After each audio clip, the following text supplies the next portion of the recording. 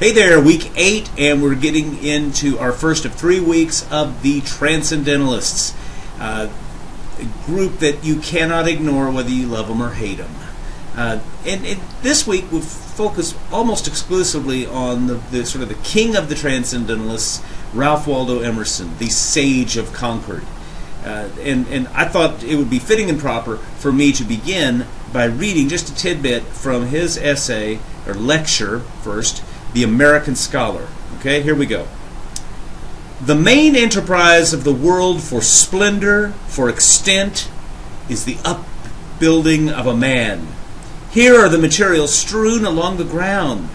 The private life of one man shall be a more illustrious monarchy, more formidable to its enemy, more sweet and serene in its influence to its friend than any kingdom in history. For a man, rightly viewed, comprehendeth the particular natures of all men. Each philosopher, each bard, each actor has only done for me, as by a delegate, what one day I can do for myself. Wow.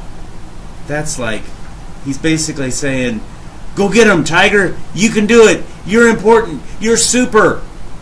Well, he wouldn't have said it that way. He would have said it much more eloquently and in words that would get you a higher score on the SAT. But still, he said that sort of a thing. And if you think about it, this aspect of Emerson's thought is really something that has carried on to the present day, as I touch on in some of the stuff you're going to read.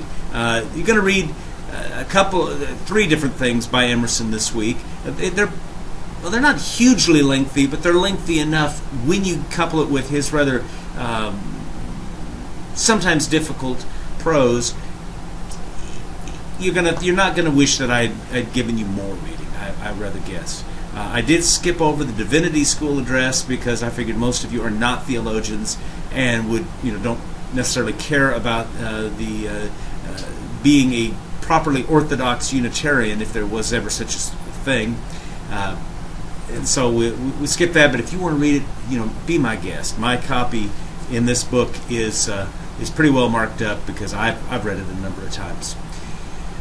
So we're going to read a lot about Emerson, and then next week we move on to something that I think is much more palatable, and we'll see what you think as we get there. All right. Have a great week, and we move on.